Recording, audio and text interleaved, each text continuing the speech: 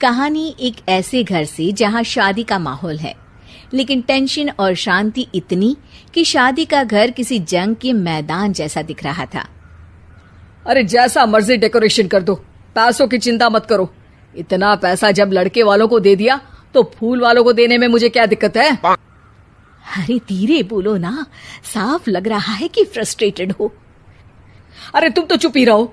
एक बेटी संभाल नहीं पाई। सारा दिन मैं काम पर जाता था, सोचता था घर पर बच्चों को अच्छे से संस्कार मिल रहे होंगे, लेकिन नहीं, मैडम को तो अपनी किटी और फैशन से फुर्सत मिले तब ना। माँ चुपचाप वहां से चली जाती है। समझ में नहीं आता कि आखिर शर्मा खानदान में हो क्या रहा है। कल तक चिड़िया सी फुदकने वाली शीना की शादी यूं अचानक एक मोटे काले लड़के से क्यों हो रही है? शीना कमरे में हाथ में गुड़िया लिए बोलती है, मेरे साथ जो हो रहा है ठीक हो रहा है। तुम तो सब जानती हो, साहिल मेरे लिए भगवान है। अब जब वो ही नहीं मिला तो फिर कोई भी हो, जिंदगी ही तो जीनी है, जी लेंगे। बाहर शीना की बुआ किसी से बात करती है। अरे मोटा नहीं, उसे तो खाते पीते घर का कहते हैं। अब ओबेरॉय का नाम भी किसी को बताने वाली बात है।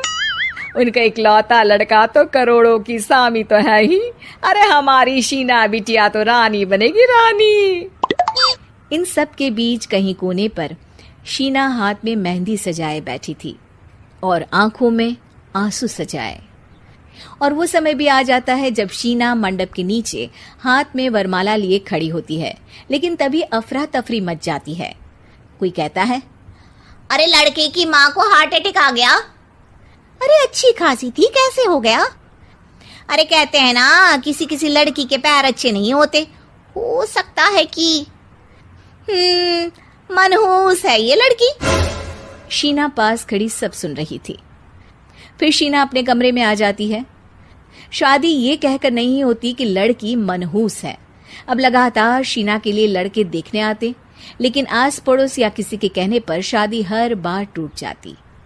लेकिन एक दिन, अंकल, मैं काफी दिनों से आपसे मिलने की कोशिश कर रहा था, लेकिन हिम्मत नहीं हो पा रही थी। अरे बेटा, हिम्मत तो हमारी टूटी पड़ी है।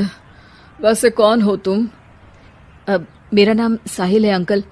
मैं शीना से प्यार करता हूँ और उसी से शादी करना चाहता हूँ।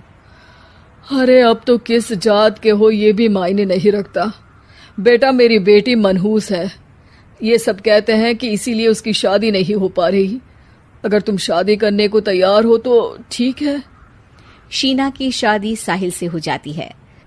अगले दिन साहिल की माँ का देहांत हो जाता है और एक बार फिर लोग शीना को अपशकुनी कहने लगते हैं। अरे खा गई दीदी को ये। अरे क्या जरूरत थी साहिल किसी मनहूस को घर लाने की? पर बुआ, माँ की तो तबीयत पिछले कई साल से खराब थी। डॉक्टर्स ने जवाब दे दिया था। क्या पता ये भी उनका सौभाग्य हो कि वो बहू का मुंह देख पाई।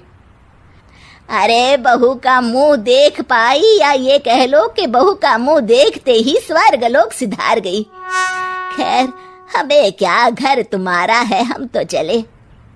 अब शीना को खुद पर ही शक होने लगता है कि कहीं सच में वो अपशकुनी तो नहीं। साहिल, हम दोनों की शादी नहीं हुई होती तो अच्छा था। देखो ना, कैसे पहले मेरी शादी टूटती थी और अब तुम्हारी माँ भी। अरे ऐसा कुछ नहीं होता शीना, अपशकुनी वगैरह कुछ नहीं होता। ये सब तो ईश्वर के खेल हैं। वो शादी तुम्हारी इसलिए टूट गई क्योंकि तुमको मेरी पत्नी बनाना था, और माँ का जाना तो तय था। वो काफी बुजुर्ग थी, साथ ही एक ऐसी बीमारी से जूझ रही थी जिसमें डॉक्टर्स भी उन्हें नहीं बचा पाते। शीना साहिल की बात सुनकर तसल्ली कर लेती है और वहां से चली जाती है। अगले दिन, शीना, अरे ओ शीना। क्या हुआ? उफ, कहीं फिर मेरी वजह से कोई नुकसान? अरे नहीं नहीं शीना, तुम जानती हो, जिस प्रॉपर्टी के केस को हम बरसों से लड़ रहे थे उस पर फैसला आ गया, वो भी हमारे हक में। अब हम करोड़पति हो गए शीना। शीना शांत रहती है। अरे क्या हुआ? करोड़ पत्नी बनकर तुमको खुशी नहीं हुई? शीना की आंखों में पानी आ जाता है। चलिए जी, कुछ तो अच्छा हुआ मेरी जिंदगी में आकर आपके साथ। साहिल शीना को गले लगाकर कहता है, मेरी नई नौकरी भी तुम्हारे ही आने से लगी। ये प्रॉपर्टी का केस जीता। सब कुछ तो तुम्हारे आने के बाद ही हुआ, फिर तुम मनहूस कैसे? ये सुनकर शीना खुश हो जाती है।